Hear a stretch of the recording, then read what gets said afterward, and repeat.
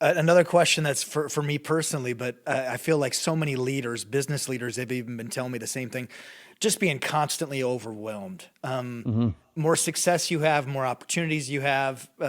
Even if you are new, it feels like there's more to do than you have time for.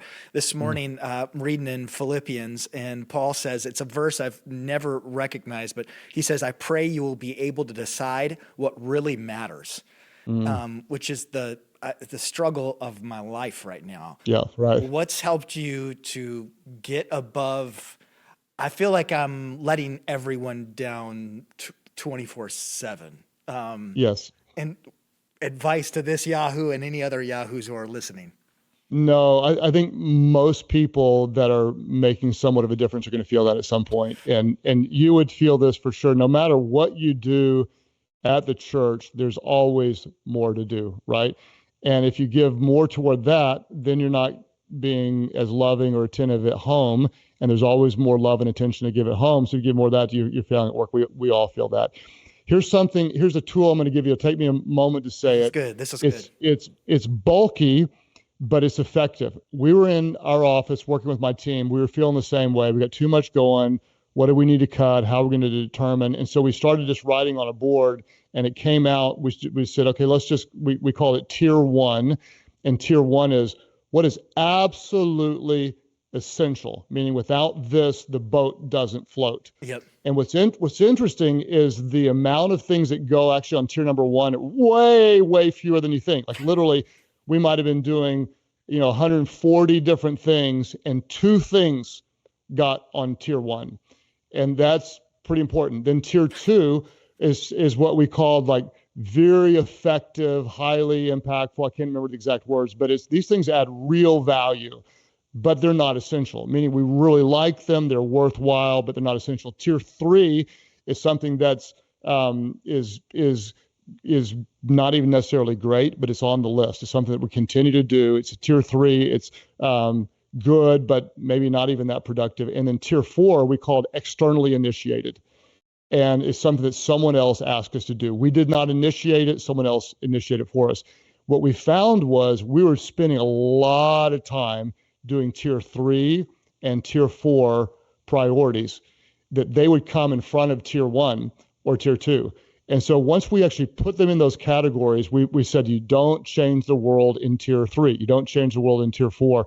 Simply by putting them there created for us a framework that was better for decisions. So if you're taking the Paul verse about, help us just choose what matters most, you put it right there, like literally on a board or on a piece of paper, what does matter most, and then ask yourself, how much time are you putting toward those things?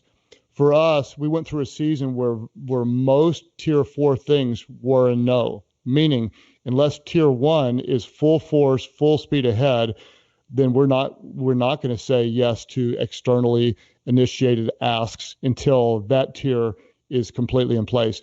And so you can do that in your family, you can do it in your ministry, you can do it in your business. What is absolutely necessary, essential, what is helpful, good, but still not necessary. What is something that's effective, but maybe not? Maybe you're just doing it because you did it 5 years ago. And then what's externally initiated, and then you determine what portion of your energy, your time, your resources, your mindset you want to put toward those. And just having them broken into those categories gives you a lot of clarity on what you do. If you're choosing a lower tier, you got to choose it on purpose. You got to recognize, you got to make sure the top tiers are being fulfilled, or you're being dumb, right? Yeah, that's so good. And I almost did you have a Enneagram 8 truth teller in the room helping you? Like, no, that's not a 1.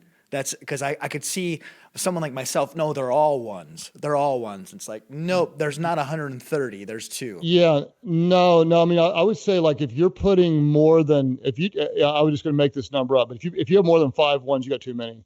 Meaning there's not that many things that are really that important. Like in my week this week, someone's got to preach, right? That's pretty important. And eventually someone's got to set the tone for the direction of the church.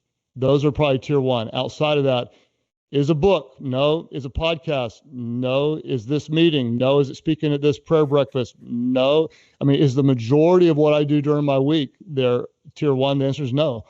And so you really want to limit what's there. And then you want to make sure that, do a percentage of your time. What percentage is going to the tiers? And what most people will find is a bigger percentage generally goes to lower tiers. And that's when we're going to be ultimately ineffective. So we want to prioritize where we put the bulk of our energy toward the things that matter most and bring the greatest return. And again, parenting, marriage, finances, health, ministry, business, all those things, you can create the tiers that can become a really valuable framework to help you prioritize what matters most toward what matters most. That's so good. That's worth the price of admission right there. Go back and re-listen to that several times if you're like me and you need to do so.